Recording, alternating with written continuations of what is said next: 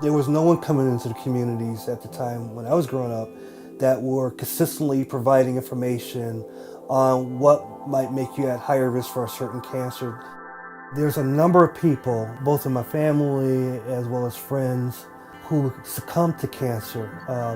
And the biggest reason, just to be honest with a lot of those folks, was just lack of knowledge. By the time they were diagnosed with cancer, it was too late. For those folks who unfortunately were diagnosed with cancer, there was no one accessible to them.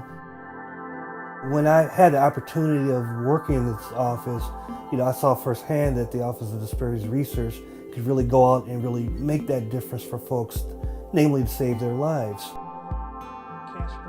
All those things that really befall underserved communities, breast cancer or prostate cancer, we provide that education and those services.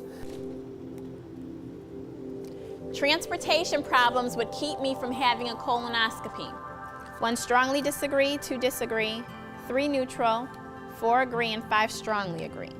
If I'm doing an educational program, I first become aware of what I'm going to talk about. I get all the information from doctors and the researchers that write the grants and the educational program itself, and I become familiar with it and comfortable with it.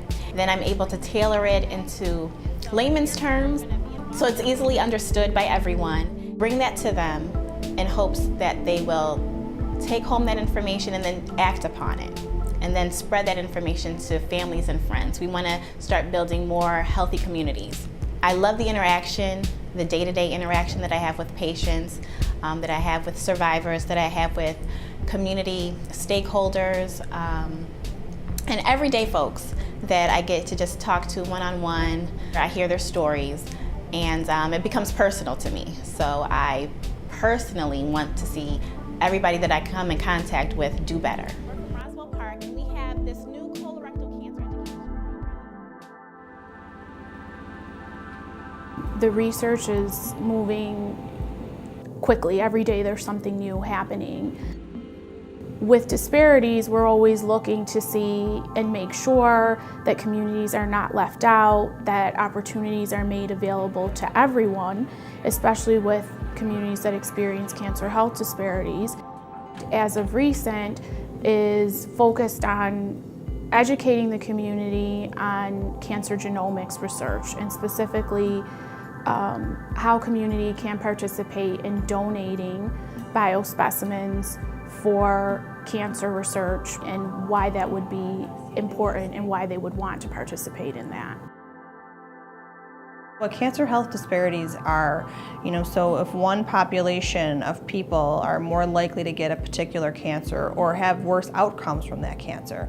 So for example, we know that white women are more often going to get breast cancer, but African American women are more likely to die from it. So why is that? Is it genetic? Is it behavioral? Is it access to care? Is it just something that, how tumors progress in certain populations? We don't know, and that's part of what we want to try to alleviate. So we don't want it to be that one population is suffering more than another from a particular cancer or disease. So we really want to try to bridge those gaps.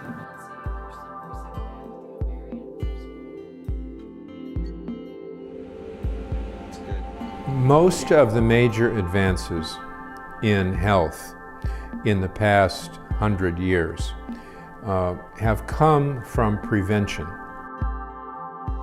We want to make sure that nobody is left out of advances. To do that, we need to make sure that all of the people of Western New York have the same access to care and to be participants in research. We want to know for sure that any treatment we develop will work among African Americans, among Asian Americans, among European Americans, among Hispanic Americans. We are dedicated to making sure that that's true. For me, what I have seen and what I've noticed, that there's a large segment of our population that's been disenfranchised from the healthcare process. And my goal is to help move that forward, to move those individuals into the system. Why is that important for me as an African American male? Because I'm a part of that community. And I cannot sit idly by and allow my community to suffer disproportionately from diseases. But not only that, as an American, this is important because we're only as strong as our weakest link, right? So that's the point. So yeah, so we have to treat everyone with respect, with dignity and love and empathy so that we can improve their health and healthcare. Because if we don't, we won't. It won't happen. So therefore, the institution should have a relationship with the community, and we should have a relationship with the institutions. That makes sense. And participate. Show up and show out.